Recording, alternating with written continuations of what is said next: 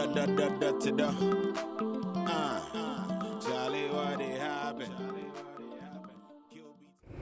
so we are currently on our way to the home of Captain Catherine Haizel. She is a veteran mariner. She has so many years of experience on board vessels, and she's a retired senior lecturer at the Regional Maritime University. She's currently the country inspector for the ITF, which is the International Transport Workers Federation. I'm really looking forward to this interview, so come with us.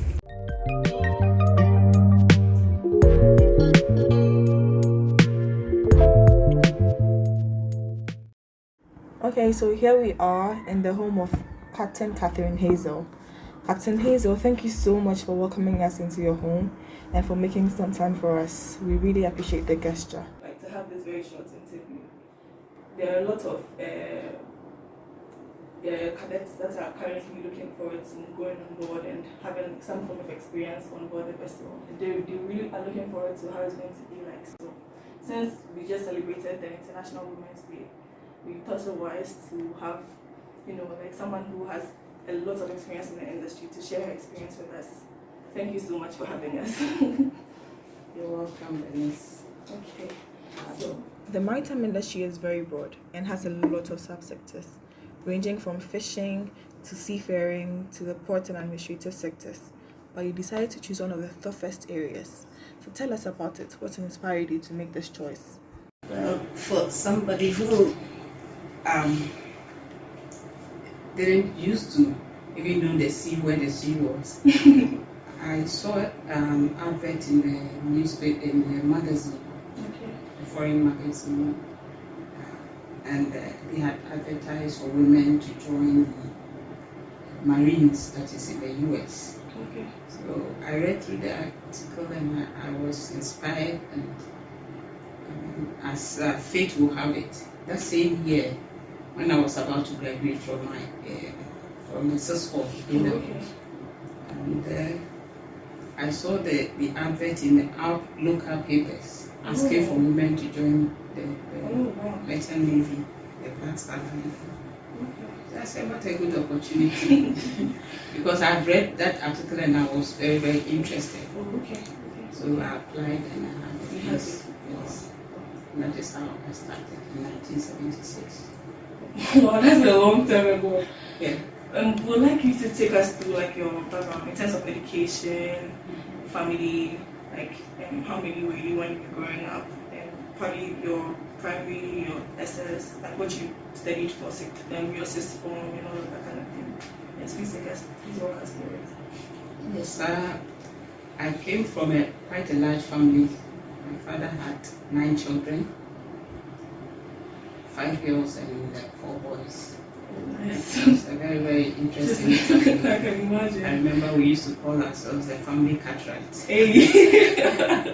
There was a popular TV show about the family, but they were only 3 boys anyway and their father, but we named ourselves the family Cartwright, and it was a very interesting time growing up.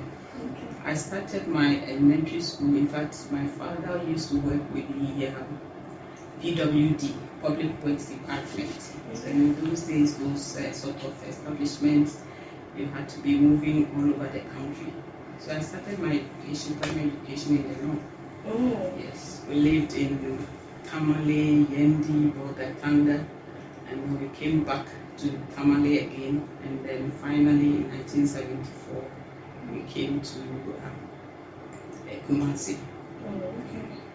But once in the north, when I sat for the common entrance, those days before you went into the secondary school, you had to sit what you call the common entrance. These days the BEC. Yeah. So I sat the common entrance and went to St. Monica Secondary School. At that time in Asatima. So I had to be trekking coming from the north to spend each time. Yes. Because I was still in the north, so we had to come down, my sisters and I, to St. Monica's. And then, so I did Form 1 to Form 5, Form 1 to 6 form, upper 6, all in St. Monica's.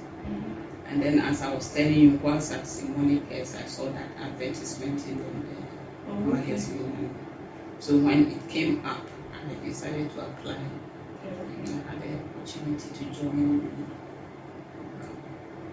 Nautical. That time it was called Ghana Nautical College. Oh, okay. It was called the Ghana Nautical College. So, did you have any form of, like, any family that was into the maritime industry? Nothing. I mean, for somebody who was far up north there, and then the only time I was coming down south was when I came to St. Monica's secondary school during the term for the studies year. Yeah. And then after that, I just went back north. But I was just interested, yeah. I found it challenging, and the way they talked about it, the women, even though all the women in the magazine were engineers, but the advertisement came for the nautical as well as engineers as well. Okay. But I chose the nautical because for the entrance, you had to, the qualification was for science. You had to have on science, and I did science, but I did chemistry, physics, and biology. Okay. But for the engineering, you needed maths, so I couldn't possibly have that. So when you were in school, would you describe yourself as like an excellent student, like a very good student, looking at the science you did and all? Oh yes, I was a very good student. Wow. So and with what inspired you to venture into the industry? Were the challenges you met worth the sacrifice of entering into it? Well, actually, I didn't. To be honest, I didn't know what the expectation, apart from the glamour, the glitz and glamour they described in the papers. I didn't know what to look forward to. All I knew was that I'm going to work in a ship, which will be moving from place to place. And incidentally, I'm somebody, I like adventure. Oh, okay. That is one thing. I like to travel and see places. So it was a way of meeting that aspiration. Yes. I remember when I first told my dad I was going to do that. I overheard him telling a friend, "Don't mind her, she just wants to go abroad." The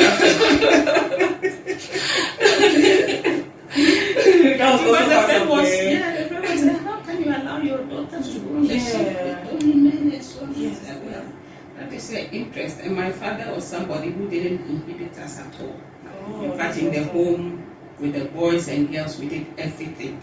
The boys would have to cook, learn how to cook. The girls we had to wash cars, change tires, everything. Yes. Make sure we did everything just like any normal child. We didn't discriminate between the boys and the girls. That was his. And so, how long did you stay on board for, and did it affect your social life in any way? Well, for our cadetship, during those days, the cadetship, the training at the nautical college was for only 1 year. Okay. So what we call that was the pre-C, just an introduction to the industry, and then you go on board where you did 3.5 years of practicals. And during that time, and I think it was a very wise decision on the part of the Blackstar Line management at that time, that they chose to put all the 3 girls together. The first batch of us were only 3 girls. If in our class, our batch were 21, and only 3 girls in that batch. So we went on board together on the national training vessel, which was called the Nakwa River. So we're all on the Nakwa River. And it was interesting. It wasn't anything like I had expected. In fact, I didn't have any expectations from him. I was just interested and hoping to get on board. As to what we were going to do specifically, I didn't know. But when we were in training at the nautical college, we used to have a lot of visits on board. So it was there we started seeing how things were going to be, what the job entails. It's not like today. Today is very difficult for the cadets in training to get opportunities to visit in port because of the security concerns, and now COVID has also come to finally kill the little lights that there was. So it's not easy at all. But those days it was very, very interesting. Almost every fortnight we were on board because Black Star Line at that time had about 16 ships when we first went. Then they later went to 20 ships. So there almost every other week there was a shipping port you could visit. Wow. And we were always welcome. In fact, they really loved having us around. That's interesting. The cadets. I'm not talking about only the girls. It was the whole cadets. Mixed. Yes. So we had a lot of exposure at that time. We knew what it was going to be. That there was a lot of work. But even currently, I don't think much has changed in regards to the ratio of women to men in the industry. It hasn't at all. For example, in the nautical science department, sometimes 2-3 years you don't get any ladies at all. No, nobody applies to come to that field. Wow. It's not easy. So what exactly do you think we are not doing right to attract the ladies into the industry? Is it just that the ladies of nowadays are too scared to take risks? What do you think exactly is the issue regarding that? That much, I don't know, but I can hazard this, that a lot has to do with currently there's a bit of exposure of the industry to the ladies, but people are not too I don't know whether keen or they are scared or sometimes it's culture actually, because there are a lot of places they wouldn't want the women to be mixing with men, and also they look at women who go to sea in a different light, what sort of women are these and so on. And apart from the fact that sometimes when you get on board, the challenges you meet, interacting with the men.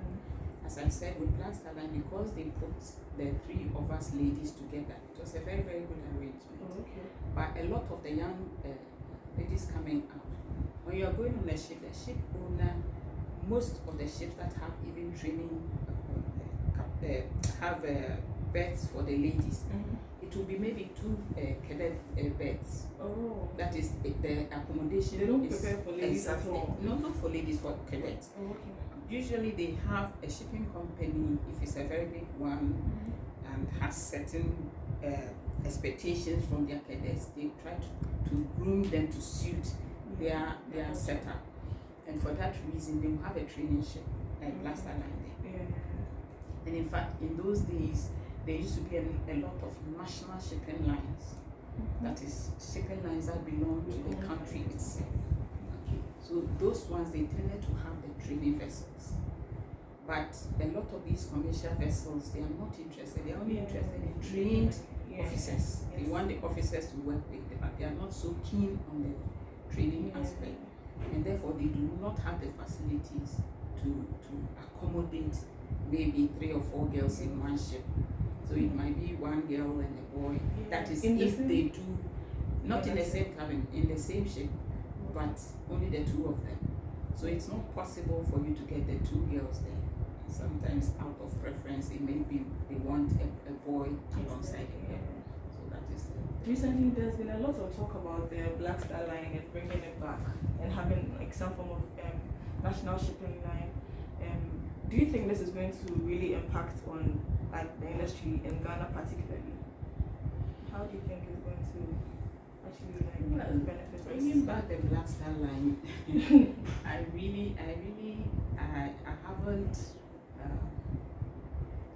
taken any serious view to that because of the fact that I think, in all sincerity, we need to get certain things right before we can get that Black Star Line back or national. Because running a shipping company is a very, very complex and capital intensive venture, and you have to be a very, very astute businessman to be able to make it. There are a lot of shipping companies that are going under, even big ones. So if we don't have the capacity to do that, I wouldn't advise it. I would rather the government either goes into a partnership with a private enterprise or encourage the private sector to take that up. That would be a better option rather than the government going into it. their maintenance culture is Exactly. really good. Our attitude to anything that is government owned is not the It's not best. the best. So I wouldn't advise it. I'm not for it. I would rather encourage or ask government to look at investing, either partnering a private investor or making the climate conducive for the private sector. You know, if you look at what has happened in some of the advanced countries in Europe and so, most of them their national lines have folded up. Yeah. But in place of that, they make the atmosphere, the shipping atmosphere, the maritime atmosphere conducive for people to come and invest. So they come with their money, they have their own setup, they know how to run their own businesses.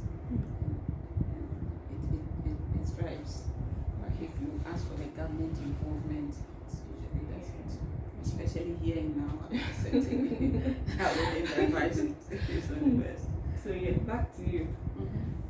Did this career choice affect your decision to start a family early in any way? Yes, it did. Because you see, our training is such that when we did the pre-C, we went to sea we went on board for 3.5 years, and then I went to do my first certificate. We call it a certificate of competency. Then you get your first certificate, which was a class 3 limited. Then you have to come back after sailing for a certain number of months, 18 months, you come back to school. So you had to be going and coming and going. And the problem we had was that when we were coming on board, when it was Black Star Line that brought us in, so right from the start, they sponsored us. And they gave us the assurance they were going to see us through up to our masters, that is captain certificate. But unfortunately, they didn't. Even for our cadetship, we had to sort of gather our own monies through various means and educate ourselves. So each time you came in, you went on board, you had to gather enough money so as to go to school. And at that time, the Ghana Nautical College then did only the pre-C training. If you wanted to further your education, that is get the subsequent certificates, then you had to go abroad. You went to the UK.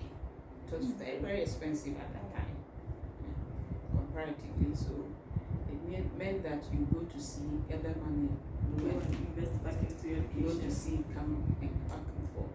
And you know, it wasn't very easy settling down to, because one, you are away most of the time. The only people you meet are the men you have on board. And for the ladies, as soon as we finished our cadetship, we were not put on the same ships anymore, because as if I'm a third officer and my colleague is a third officer, I'm going to put two third officers. It's not possible. So they had to separate us. So you are always alone on the ship with them.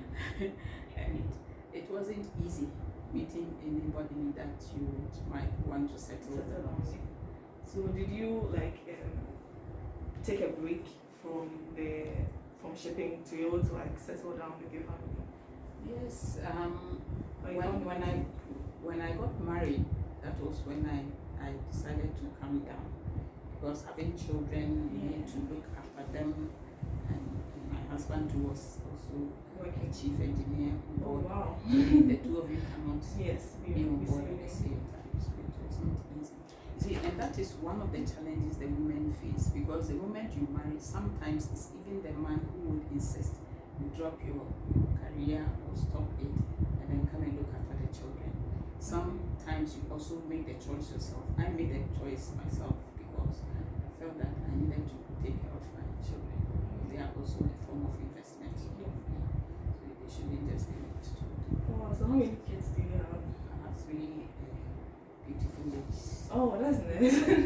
And is any of them following your footsteps? Or they are all they didn't work corporate stuff? Actually, none of them did science. So oh, wow. They're more of the arts and the business. Business. Recently, I think in your interview, you made some reference to the fact that you went to, like when you're discharging some items and you're trying to offload and you're trying to give some instructions to the operation officer, and he said he doesn't take instructions from women. He doesn't take instructions from women. And please tell us about it. Like, well, you see, you go to ports. I mean, if you look at the world, we don't have the same cultures and religions and so on. And in some places, they have such strong attachment to that sense of culture or religion that they so when you are dealing with them, you have to be very, very circumspect. Some people don't even want to come too close to you just because you're a woman. Yeah. So if an order and he said, I don't take orders from women. This is a special woman, so you have to take it. Because I'm the only person you have to deal with. Okay.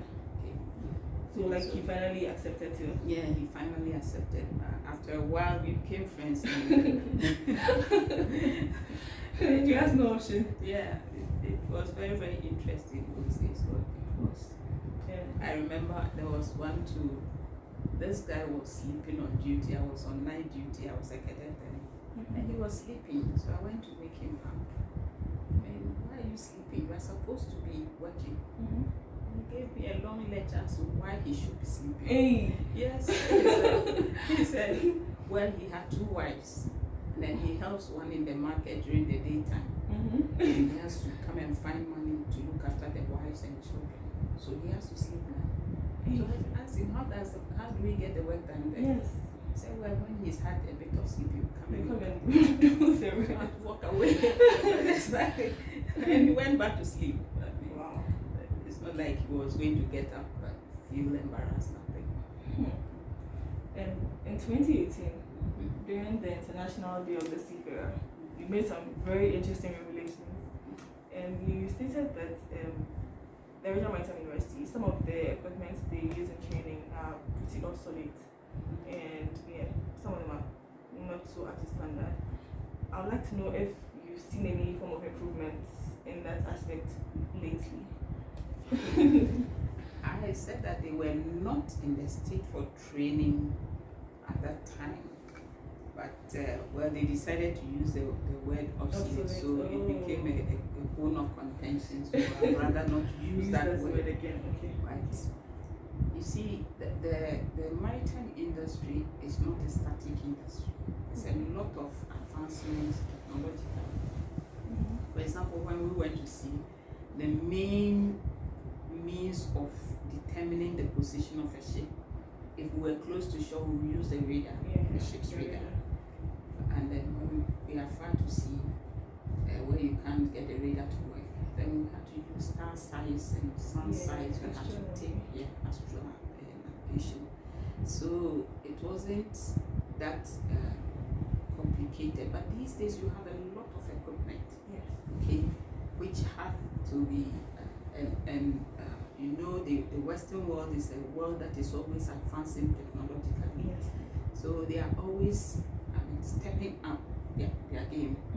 And the Regional Maritime University as a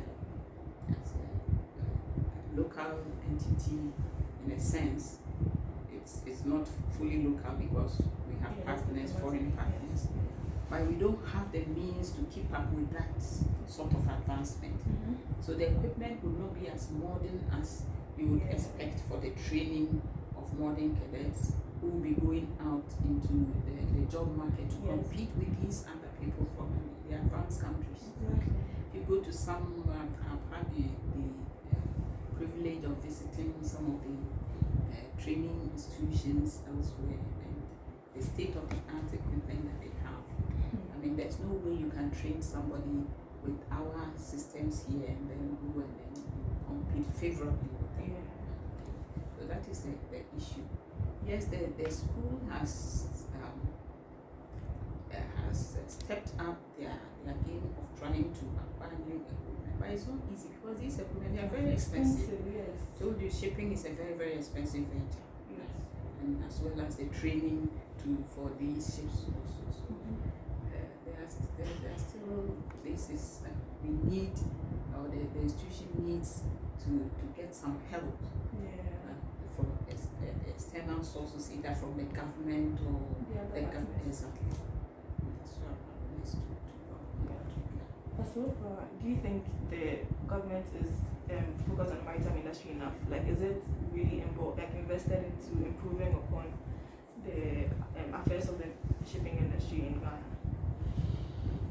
I don't think I have the expertise to answer that, but I think they can do more. The government can do more. If they don't have the expertise, there's no need to reinvent the wheel. Seek help. Yeah. You can get consultants who come and evaluate your shipping industry and see where things can be improved and where you can maximize your gains. So this is a major source of revenue. It's a very big industry. I mean, an industry that gives people billions of dollars. Yes. Some countries make billions of dollars a year out of shipping, the maritime industry. So it's not something that should be toyed with or should be just left as if. They need to be definite or intentional. Exactly, intentional in their efforts at finding the right people to the right places in the industry who can deliver. Okay, if the person is not delivering, move in and bring somebody in. Because there's a lot to the institution. Even though our industry is not developed to the extent that you find elsewhere, when you go abroad, you find out that there are so many segments to the industry that we are capitalizing on. But here it's just the ports and then shipping. Exactly. And now the shipping is no more. And just clearing agents. Everybody's just shipping as clearing agents. Exactly. But you go elsewhere and they have all the other parts of the marine industry, researchers, maritime archaeologists, maritime what do they call it? Marine engineering segments that is not just shipping, right? There are so many segments to the industry.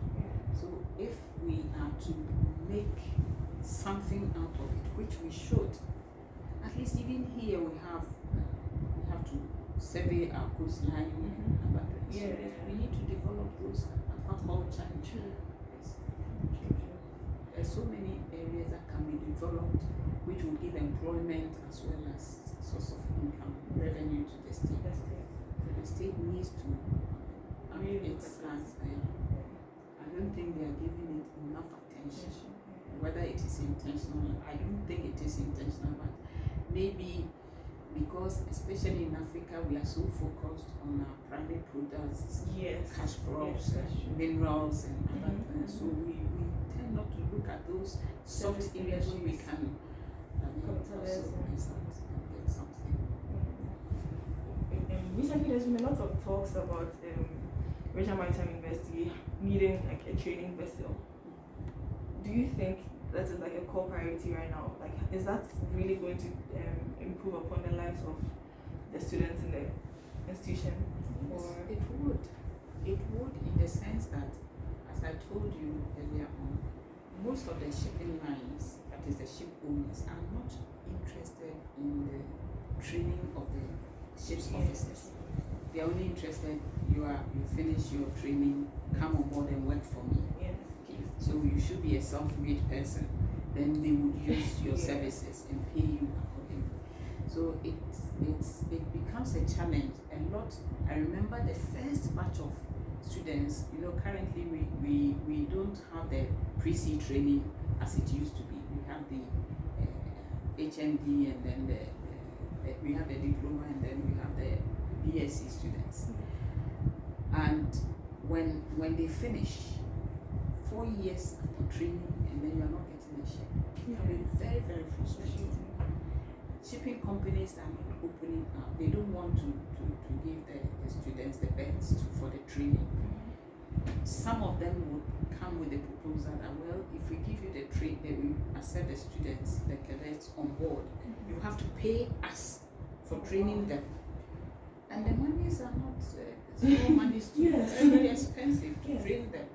So I think it would be a very, very good thing if the government would be very interested in setting up this training vessel apart from just bringing in the vessel, they should also look at how it is going to be run as a profitable venture, so that it can be sustained and give that opportunity. Because you see, once the students get their first certificate, then at least they can stand on their own feet and go and look for jobs elsewhere. Okay. But when they can't, they just come fresh from the training institution, they don't have any experience. So it becomes very difficult for them to get the training. It's very difficult. The cadetship is the main problem. So I think if the government can really get interested in this training vessel, how it is going to be acquired and how it is going to be run, so that it will be self-sustaining, I think it will help a lot. It will improve even the intake in the, because the cadetship training is one thing that is pushing a lot of people back. You know, like you said, with the nautical science, for example, when the students, when we finish, or if you want to leave the sea, unless you've done some specialist program, you, apart from the port, you can't get jobs anywhere else. Unlike the engineers or the electrical officers, who can fit in the society. What do you think the university can do to increase the number of job opportunities that are available to the students, not just the mariners, but then to those who are studying the administrative bits of the shipping industry? Well, the university can go into some MOUs with some of these corporate bodies, some banks and other institutions, manufacturing concerns. They have desks for such people. But the problem is, Ghana is not a heavily industrialized country where those sort of opportunities abound.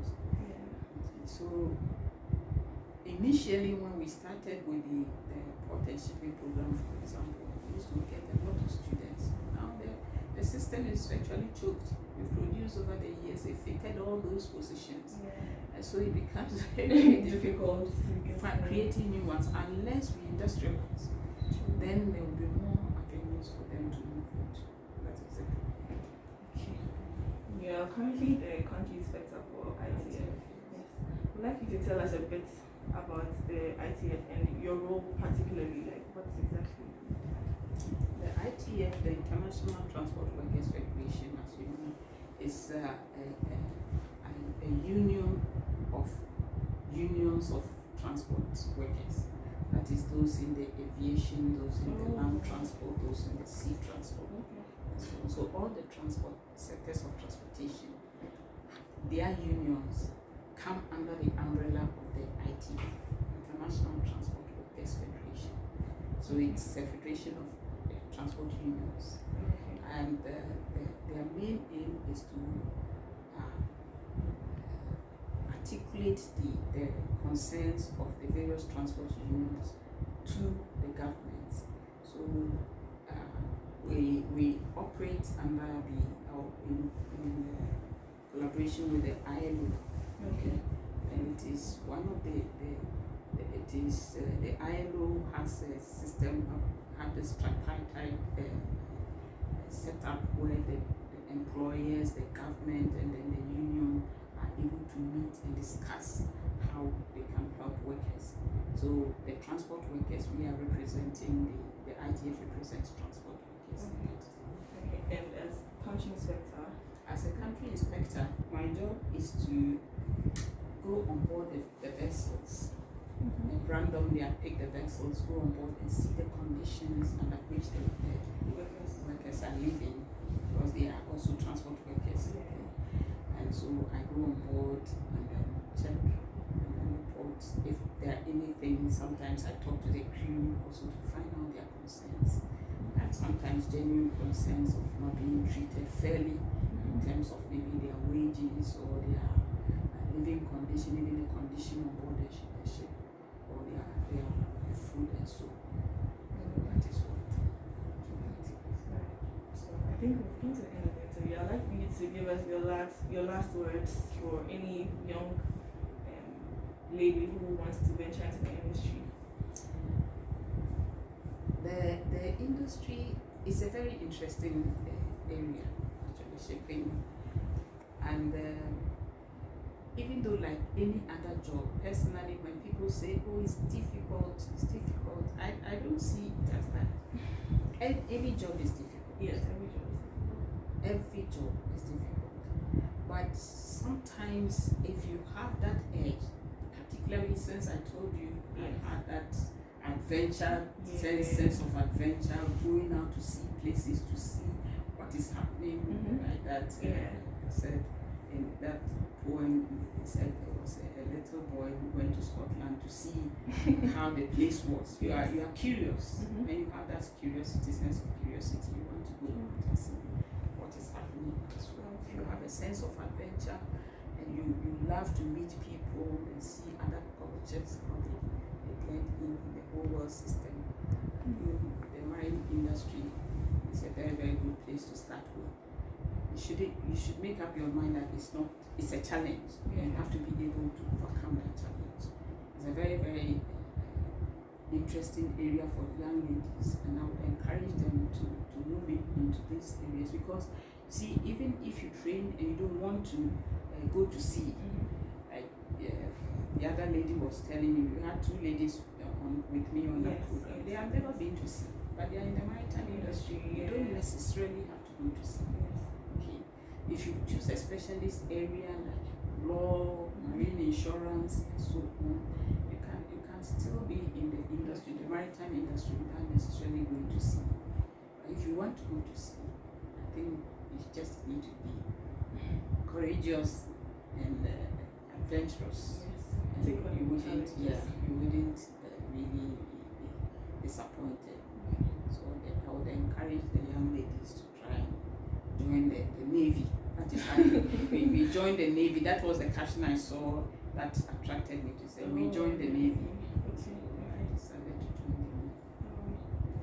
Thank you so much for joining us. It's been a pleasure talking